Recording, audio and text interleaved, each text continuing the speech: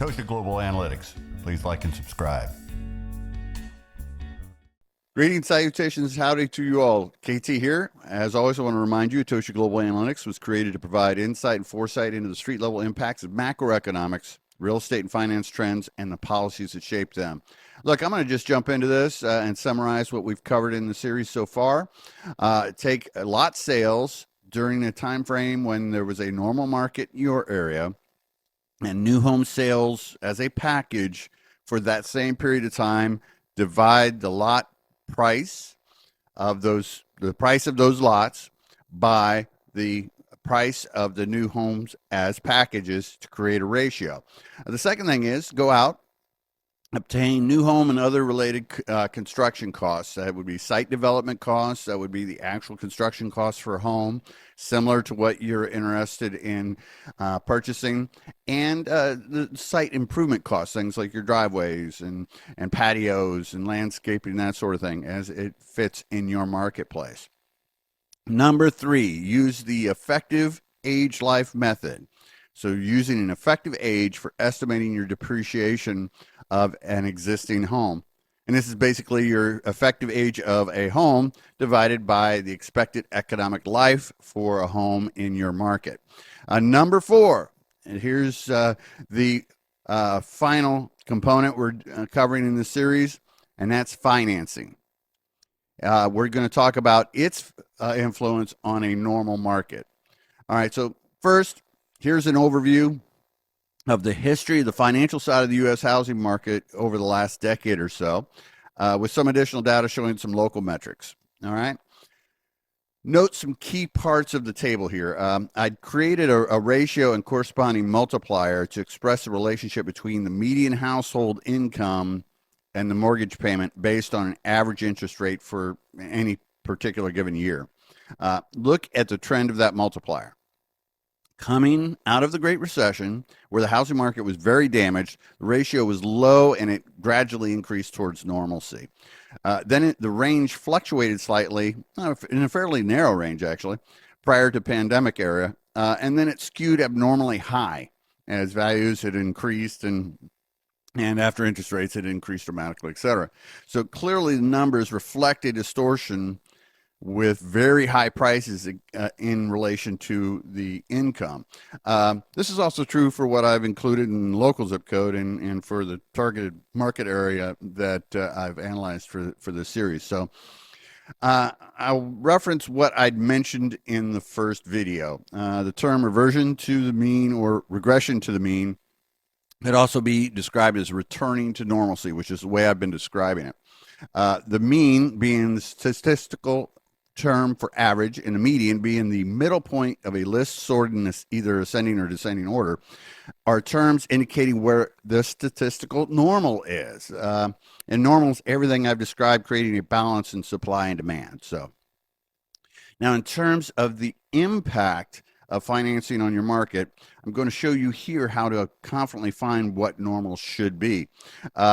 Just like so many other things that I've shown you, this is a reversion or regression to the mean or median. And, again, I've been calling that a return to normalcy. So normalcy in my market, shown here over a 6-year period, showed an income to mortgage multiplier of 4.4 to 4.8. Okay, but that sharply increased to 6.35 averaged over the last couple of years, and that's a 38% increase in just those last 2 years. So clearly that's an expression of that distortion. So if everything reverts to the mean or median, then the mortgage payments, they also have to come down in relation to income. Income could go up, or values could fall, but either way, the mortgage payments must come down. The current levels that you're seeing here are just unsustainable. Inflation, of course, could erode some of the impact of higher payments, but it'd probably take too long to resolve this issue, and it would be too destructive, honestly. So it wouldn't really benefit the housing market, at least not in a reasonable time frame. So really, interest rates must come down or values must fall, or a combination of both.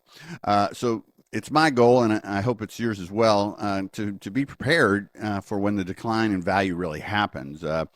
And since inflation seems to be sticky and the Federal Reserve is likely to keep rates fairly high for quite some time, especially when you compare it to over a decade of near zero rates, you know what has to happen in the shorter term. Sometime in the next couple of years, we're going to have to see a softening. So you're thinking that values have to come down in the short term to rebalance the market. And it may take years in some areas, but everything will revert to the mean or median. Fundamentals can only be kept at bay for just so long. And, myself and hopefully you as well want to be ready to benefit from it. So, by the way, a few states are reporting sharp increases in foreclosure activity. Some metro areas are seeing noteworthy declines in prices, and sales activity is much lower than it was last year. The little bit of a reprieve in declines that we had seen, February, March timeframe, spring selling season, and some temporarily lower interest rates. Well, those have pretty much eroded because interest rates for mortgages have gone back up. So the signs are there that the market shift has begun. And again, please see that sharp increase in the last few years on the table here. So similar to how construction was an anchor for lot values through the use of a ratio, the financing component here, it really acts that way similarly for construction costs and the market in general. So I may call it an anchor, but really it's this: when financing changes, supply and demand shifts because the foundational cost of capital for the housing market also shifts. So it could be an anchor or an accelerant relative to whether the market is below or above normalcy, but the anchor for most of the U.S. housing market is not really about values. Honestly, it's about the median household income. As an aside, my channel covers the questionable truth of the day when we wish to highlight something that is less than true. And, in this case, market values are actually one of those things that are less than true. It seems outrageous to say that, but, follow me here. So more than 65% of all homes in most markets are purchased using a mortgage. Nationally, it's about 70%, but, markets vary.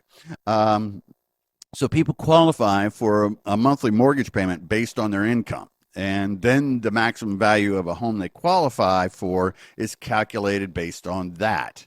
An individual or family's purchasing power is based on a payment. It is not based on whatever value of a home they like happens to be. So supply and demand in the market are tied to financing because of the massive dependence we have on mortgage financing. And so qualification being tied to income means that income is more closely tied to the cost of borrowing money than it is to whatever the home values happen to be. Literally home values are a direct reflection of the relationship between income and the cost of mortgage funds. And values, therefore, indirectly reflect that relationship. But, the broad market basically works the same way. The median household income for any area translates to what the typical home buyer can afford, which means the typical household can afford X when you include taxes, insurance, and a mortgage payment. So when you factor in the housing stock as it fits in with the demographics of a particular area, which is why the post-lockdown era created such a dysfunctional market. It was due to the rapid shift in migration patterns. And let me just touch on that. So it worked like this. Suddenly, the demographic consisting of all these professionals with good incomes in these urban areas began moving to geographic areas where they weren't competing before. So we had this big price increase in those markets, rather temporary, but it's still a big price increase in those markets because the demand sharply increased. And, of course it makes sense, but it's also going to be temporary. And though I've, acknowledged throughout the series that there are more, far more things that can distort a market, we really need to just address financing for now in this video, but we have to remember that, we need to focus on the fundamental drivers of housing markets, not transitory changes. Historically, equilibrium for a market is really indexed to what affordability is for those being approved for mortgages. So let's leave that where it is. So before we move away from the financing table, I want to highlight that not every household in a given zip code will be buying a house. So those that are below the median, there may be many of them that are renting or they already own and they've just been kind of grandfathered in and been able to continue owning a house. But since not everybody in a given zip code will be buying a house, income levels in most areas do establish the market level, though. So we can pretty easily figure out, now with this kind of data being so readily available, we can figure out what that is. So let's move on and tie some things together here. I want to circle back to something I had referenced earlier in the series. I wanted to emphasize how markets work by highlighting what I talked about regarding using gross rent multiplier capitalization technique. Please note that this applies to establishing depreciation as well. You can use a gross rent multiplier by comparing different homes that are rented. You can, obviously verify the appropriate value of a home using the same process, so therefore it reflects the depreciation. It typically works best with older homes, and I'll cover this in a minute, but it typically works a little bit better with older homes, as the percentage of older homes that are rented is typically much higher than somewhat newer homes are. So, there's just more data. But also, please recognize the word market when I use that in context. There are many defined markets. Sometimes a market is referencing an asset type, a subtype or subclass, or sometimes it's a combination of different things like an asset, geography, demography. In this case, it would be the geographic neighborhood or area that generally compares for buyers or renters, and has similar home types, generally similar in age, etc. So, and of course, I reference rentals, so that would also be included as part of market as I use it there. Okay, so moving on a little bit, here's a few examples for a different perspective on depreciation. Before we get to wrap this up, this also highlights where normalcy should be. And reinforces that, again, as defined by the anchor we've discussed with construction costs, et cetera, and for the market, that I've been referencing throughout. So here we go. First, we look at a home that is 10% depreciated. We see here our standard analysis, and everything works out. As I've shared before, current lots in the target market that we're selling, about 15 months ago, they're still selling, but in lower numbers, are running about $110,000 now.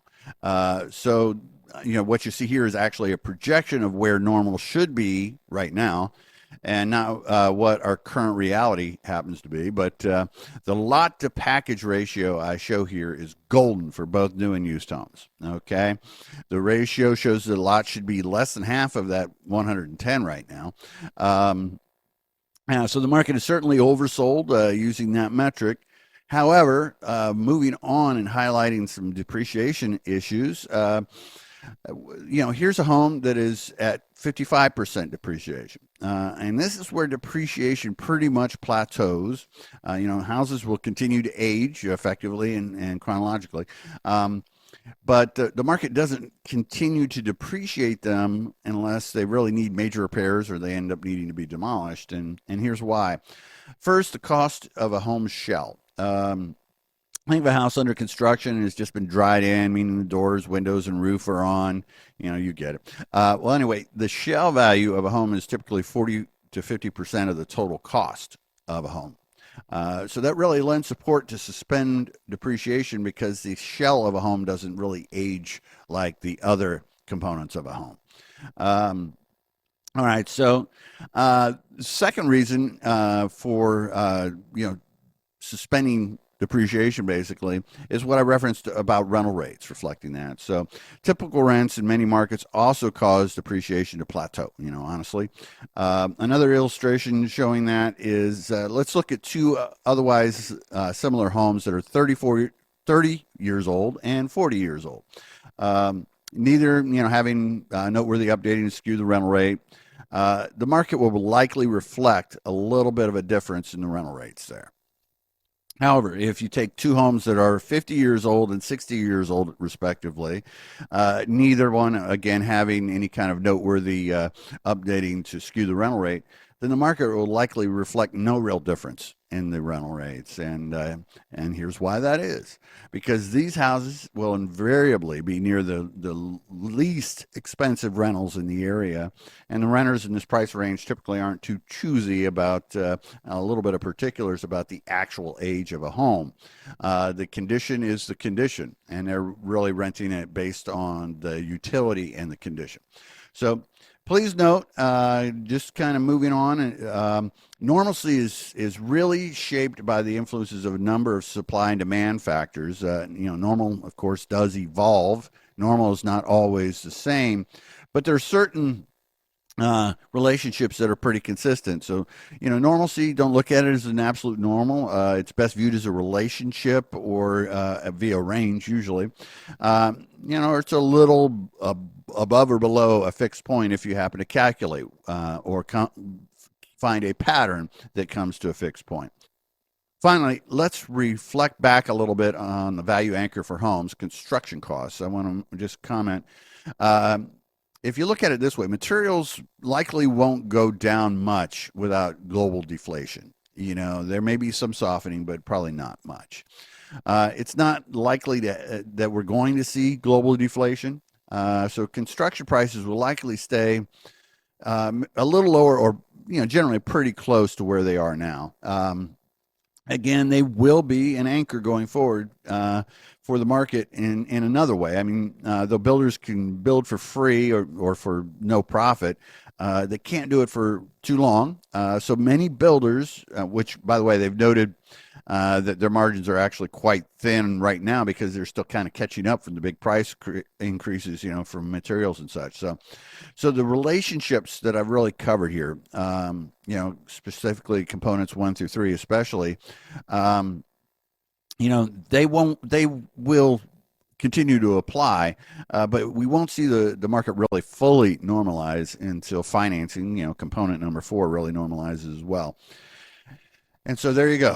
Wow, that's a lot of information, but this is a roadmap for finding your way where you want to go as far as how much a house should be worth. So now, with the scope of what we've covered, we really have to summarize everything neatly. And so what I've done is I've added a part 5 to the series, and I'm calling it part 5. It's really not going to be a part 5. It is really going to be a summary. I just did want to name it summary, as people might not watch the other 4 and really get the information they need. So with that, I thank you for your time, and I will catch you in part 5.